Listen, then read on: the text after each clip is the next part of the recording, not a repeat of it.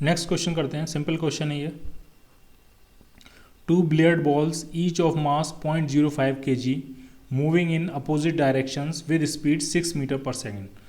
दो billiard balls हैं और दोनों का मास 0.5 kg है, मैं m मान लेता हूँ, ठीक है। ये भी क्या है m इसका मास, और इसका भी मास क्या है m, और ये अपोजिट डायरेक्शन में मूव कर रहे हैं, और मान लिया दोनों की स्पीड v है, ये भी किसकी भी स्पीड v है और इसकी स्पीड भी क्या है v।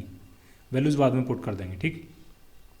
Collide and rebound with the same speed, इनका आपस में कोलिजन होता है, परफेक्टली इलास्टिक कोलिजन होता है, और ये सेम स्पीड से रिबाउंड करते हैं, यानी ये m मास की बॉल के पास स्पीड v इस तरफ आ जाती है और इस m मास की बॉल के पास स्पीड v इस तरफ हो जाती है, ठीक है। ये एक दूसरे की तरफ अप्रोच कर रही थी, कोलिजन होता है इनके बीच में, परफेक्टली इलास्टिक कोलिजन होगा, ये दोनों बॉल रिबाउंड कर जाती हैं, इसकी डायरेक्शन भी इस तरफ हो जाती है और इसकी डायरेक्शन भी बदल के इस तरफ हो जाती है, ठीक।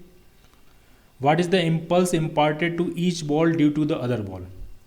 फर्स्ट बॉल पे सेकंड ने कितना इम्पल्स लगाया होगा और सेकंड पे फर्स्ट ने कितना इम्पल्स लगाया होगा। एक चीज़ तो आपको समझ में आनी चाहिए, जो इम्पल्स लगा होगा वो इक्वल एंड अपोजिट होगा, क्योंकि फोर्स जो लगे होंगे इनके बीच में कोलिजन के टाइम पे, तो फोर्स इक्वल एंड अपोजिट होंगे। जितना फोर्स 2 ने 1 पे लगाया होगा उतना ही फोर्स 1 ने 2 पे लगाया होगा, और टाइम भी सेम ही होगा। जब तक ये दोनों बॉल कॉन्टैक्ट्स में रही होंगी तब तक फोर्सेस लगे होंगे, तो टाइम भी सेम होगा। इसका मतलब जो इम्पल्स 1 ने 2 पे लगाया होगा वही इम्पल्स 2 ने 1 पे लगाया होगा, लेकिन डायरेक्शन अपोजिट होगी। अगर 1 ने 2 पे इम्पल्स इस डायरेक्शन में लगाया तो डेफिनेटली 2 ने 1 पे इम्पल्स इस डायरेक्शन में लगाया होगा, ठीक है। तो कैलकुलेट करते हैं, अपने आप ही इम्पल्स एक का पॉजिटिव आ जाएगा और दूसरे का क्या आ जाएगा, नेगेटिव। तो हमें समझ में आएगा कि डायरेक्शन क्या है, अपोजिट है, और मैग्नीट्यूड दोनों के इम्पल्सेस के क्या आएंगे, सेम, ठीक। तो ऐसा करते हैं, पहले एक डायरेक्शन पॉजिटिव मान लेते हैं। तो मान लिया ये वाली डायरेक्शन हम क्या मान लेते हैं, पॉजिटिव, क्लियर। इसको कह देते हैं बॉल 1, ये बॉल 1 है आपकी, और ये वाली जो बॉल है बिलियर्ड बॉल ये 2 है। तो पहले हम 1 जो फर्स्ट बॉल है उसको कंसीडर करते हैं, और उस पर लगने वाला इम्पल्स जो है वो I1 कहते हैं। I1 क्या है, impulse imparted on ball 1 due to 2। तो इम्पल्स किसके बराबर होता है, चेंज इन मोमेंटम के बराबर, यानी final momentum minus initial momentum. Final momentum क्या है, तो ये फाइनल मोमेंटम है, और इसकी डायरेक्शन निगेटिव की तरफ है, क्योंकि पॉजिटिव डायरेक्शन हमने ये मानी है। तो फाइनल मोमेंटम है minus m into V, minus initial momentum क्या है, तो जो 1 बॉल है उसका इनिशियल मोमेंटम पॉजिटिव है क्योंकि पॉजिटिव डायरेक्शन में, तो प्लस m इंटू वी। तो कितना आ गया इसका इम्पल्स, कितना आ गया फर्स्ट बॉल पे, तो माइनस एम बी यानी माइनस 2 MB।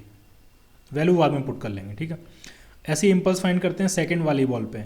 I2 क्या है, impulse imparted on ball 2 due to ball 1। तो वही final momentum minus initial momentum. अब I2 का फाइनल मोमेंटम ये है और वो पॉजिटिव डायरेक्शन में है, तो plus mv, minus initial momentum I2 का नेगेटिव डायरेक्शन में है, तो माइनस mv।